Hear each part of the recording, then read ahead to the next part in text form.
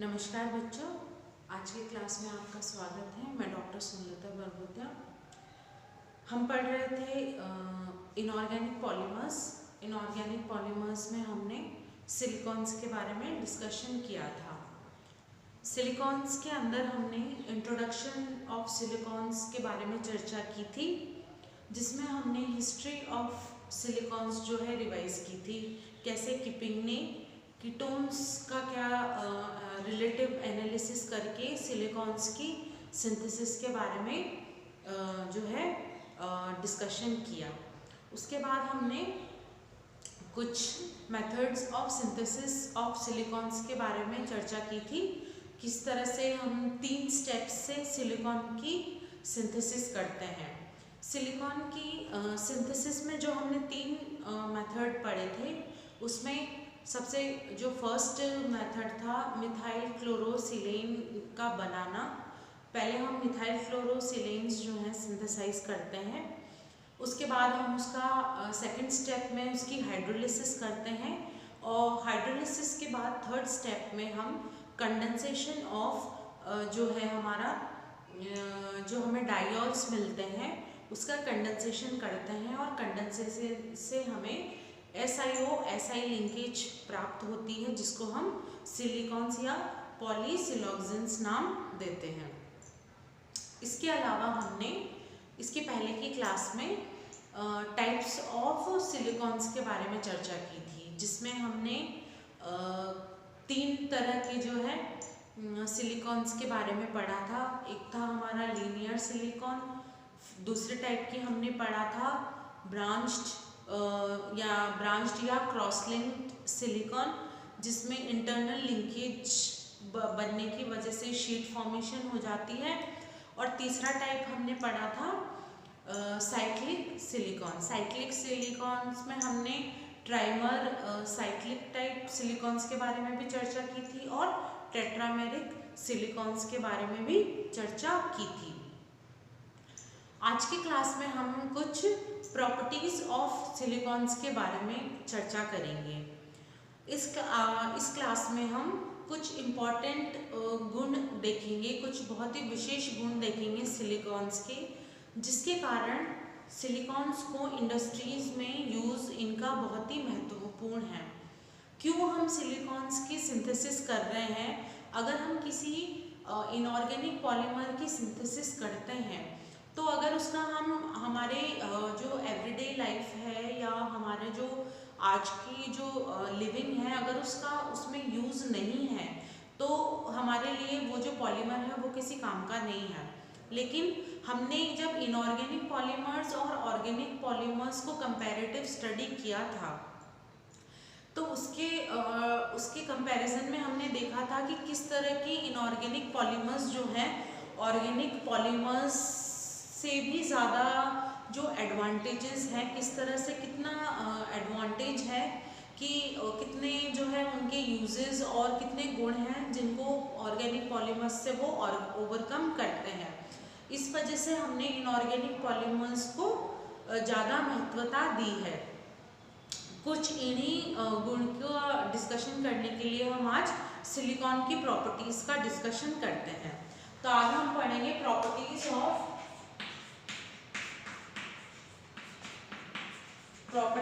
Silicones. ठीक है, properties of silicones में सबसे फर्स्ट जो इम्पोर्टेंट प्रॉपर्टी है सिलिकॉन की, जो जिसकी वजह से ये जाना जाता है, वो है हाई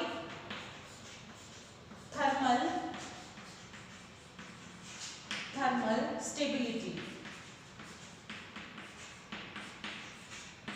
हाई थर्मल स्टेबिलिटी। हमने ये देखा है कि जो सिलिकॉन्स जो हमारे पॉलीमर्स हैं वो नियरली 400 डिग्री सेंटीग्रेड तक का जो तापमान है उस वहाँ तक भी हीट रेजिस्टेंस करते हैं, यानी स्टेबल रहते हैं।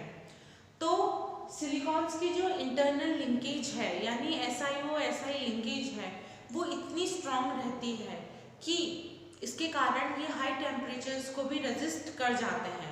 इसके अलावा ये लोअर टेम्परेचर की बात करें तो यहाँ पे हमने देखा है कि 9 to 5 डिग्री सेंटीग्रेड तक के टेम्परेचर को ये रेजिस्ट कर सकता है। यानी अगर हम हीटिंग और कूलिंग दोनों इफेक्ट देखें तो उसमें ये बहुत ही ड्यूरेबल माना जाता है।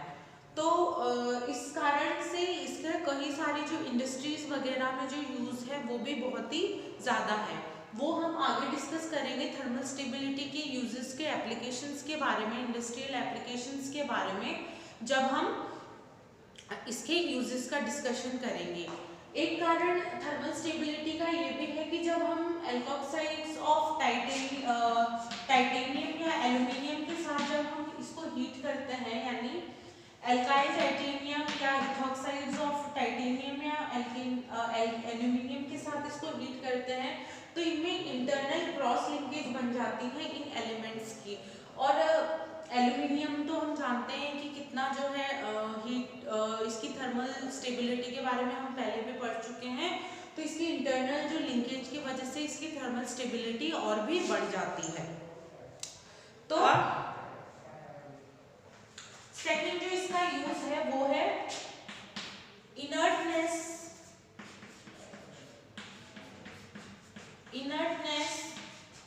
To chemicals. सेकेंड जो इसका सिलिकॉन का जो यूज है वो ये है कि ये काफी केमिकल्स के प्रति इनर्ट रहता है। जैसे अगर हम वीक एसिड्स लें,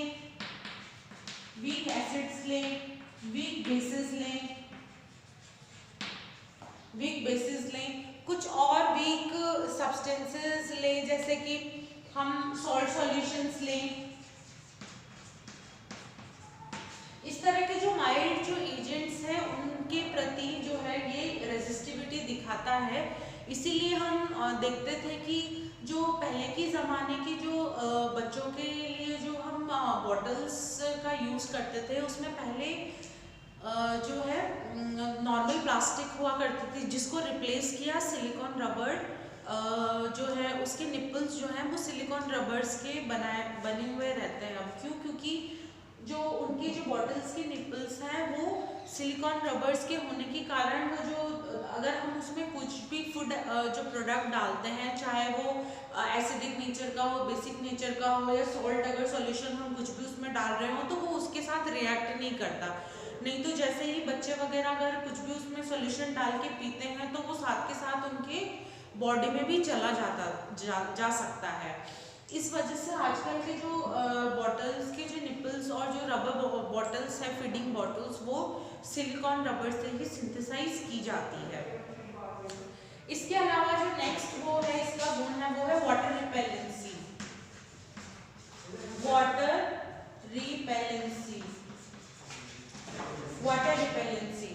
तो नेक्स्ट जो हम इसकी जो इम्पॉर्टेंट प्रॉपर्टी देखते हैं वो है वाटर रिपेलेंसी। वाटर रिपेलेंसी इसके जो सिलिकॉन में जो प्रेजेंट एल्काइल ग्रुप्स हैं, एल्काइल ग्रुप्स होने के इतना बल्कि नेचर होने के कारण जो है ये वाटर के साथ एडिक्ट नहीं करता, वाटर को रिपेल करता है, जिसकी वजह से इसमें एक नॉन स्टिकीनेस सी जो गुण है वो पैदा होता है। तो इस तरह के गुण भी इसको बहुत सारी इंडस्ट्रीज में यूज करने के लिए इसको सूटेबल करता है।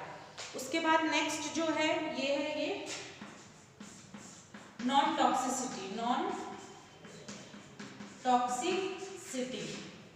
टॉक्सिसिटी मतलब ये है कि ये हार्मफुल नेचर का नहीं है, नॉन टॉक्सिक है, मतलब ये हमें ज़्यादा हार्म नहीं पहुंचाता। अगर कोई भी जो है, अगर हम कोई प्रोडक्ट यूज़ कर रहे हैं, अगर मान लीजिए उसके हम यूज़ से अगर कोई यूज़ से कार्सिनोजेनिक कोई एक्टिविटी होती है, कैंसरस प्रोड्यूसिंग है या हमारी बॉडी के किसी ऑर्गन को हार्म करता है, तो हम उसका जो यूज़ है उसको फ़ौरन बंद कर देते हैं। लेकिन सिलिकॉन के जो हम प्रोडक्ट्स बनाते हैं, जैसे कि हम कुछ भी जो है हम रेजिन्स रेजिन्स वगैरह में कई लुब्रिकेंट्स यूज़ कर रहे हैं या कुछ भी हम उसका यूज़ कर रहे हैं, फ्लूइड्स, ग्रीस, ऑयल के रूप में अगर सिलिकॉन रबर्स का अगर हम यूज़ कर रहे हैं तो ये नेचर में नॉन टॉक्सिक पाए गए हैं। तो एक इसका जो मेन गुण वो है नॉन टॉक्सिसिटी। फिफ्थ गुण अगर हम स्टडी करें तो ये है good insulators. Insulators, good insulators. Good insulators का मतलब होता है कि ये थर्मल जो है लाइट जो इलेक्ट्रिकल जो है कंडक्टिविटी उसको ब्लॉक करते हैं, यानी इलेक्ट्रिसिटी को पास नहीं होने देते। तो गुड इंसुलेटर्स का यूज की वजह से ये जो हम इंडस्ट्रीज में जो इलेक्ट्रिकल अप्लायंसेस वगैरह है उसमें भी इसका जो एप्लीकेशन है वो बढ़ जाता है, जिसको आगे हम सिलिकॉन्स की यूजेस में भी डिस्कस करेंगे। इसके अलावा इसका जो 6th यूज है ये है कि shows stickiness only to selected materials like glass, जैसे ग्लास। अब जो सिलिकॉन हम बनाते हैं वो क्या है, selective stickiness, selective adherence to दिखाता है किसको, यानी चिपकना। अगर ये सिलेक्टिव चीज़ों से चिपकता है तो हम ये भी इसका गुण बहुत सारे उसमें इंडस्ट्रीज में यूज ले सकते हैं। ये सभी मटेरियल्स से, जैसे और भी हम मटेरियल प्लास्टिक्स हो गए, वुडन हो गए, उनसे स्टिकीनेस शो नहीं करता, बस स्टिकीनेस शो नहीं करता, बस सिलेक्टेड मटेरियल से स्टिकीनेस शो करता है, जैसे ग्लास। तो ये इसका एक इम्पॉर्टेंट कैरेक्टरिस्टिक है। इसके अलावा एक और 7वां जो हम इसका इम्पॉर्टेंट गुण पढ़ते हैं कि ये रेजिस्टेंस टू ओजोन, ऑक्सीजन और यूवी लाइट। तो सिलिकॉन्स क्या है, कुछ रेजिस्टेंस स्पेशल उनकी तरह शो करते हैं, जैसे ओजोन हो गया, ऑक्सीजन और यूवी लाइट हो गया। तो इनके प्रति भी सिलिकॉन से रेजिस्टेंस शो करता है। इसकी वजह से भी इसकी जो एप्लीकेबिलिटी है वो भी बढ़ जाती है, क्योंकि अगर हम कोई प्रोडक्ट यूज़ कर रहे हैं तो वो ऑक्सीजन और यूवी रेडिएशंस तो हर जगह जो है अवेलेबल रहते हैं। तो ऐसा नहीं है कि उनके एक्सपोजर होते ही उससे वो डिग्रेड होने लग जाए, तो ऐसा नहीं होना चाहिए। इस वजह से भी इसकी स्टेबिलिटी के कारण भी ये इनका एक्सेसिव यूज लिया गया है। तो ये कुछ हमारी इम्पोर्टेंट प्रॉपर्टीज थी जो हमें ये कुछ इम्पॉर्टेंट प्रॉपर्टीज थी जिससे हम सिलिकॉन्स के यूज को हम ज़्यादा से ज़्यादा और अप्लाई कर सकते हैं। आगे के लेक्चर में हम कुछ इनके इम्पॉर्टेंट यूज और एप्लीकेशंस के बारे में चर्चा करेंगे। Thank you. हाँ जी, बोलो।